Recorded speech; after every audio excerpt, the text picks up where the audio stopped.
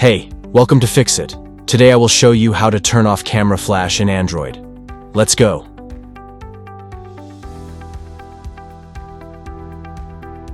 The camera flash can be quite useful in low light situations. But there may be times when you don't want it to go off, whether you're taking pictures discreetly or simply prefer natural lighting. I've got you covered. First of all, open the camera app on your device. Then at the top, you'll see this lightning bolt icon. So that icon is the flashlight icon. Just tap on it. Then here you will see 4 options.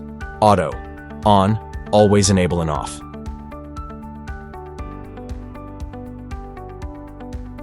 Then option you will select will turn yellow, like this off is yellow.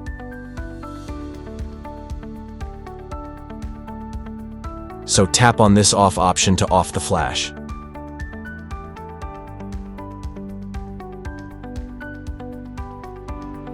Now that you've successfully turned off the flashlight on your phone, the flash won't go off when you take a photo.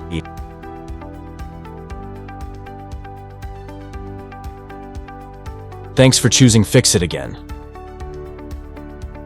Hopefully I fixed your problem today. Let me know in the comments if you have any questions about the video.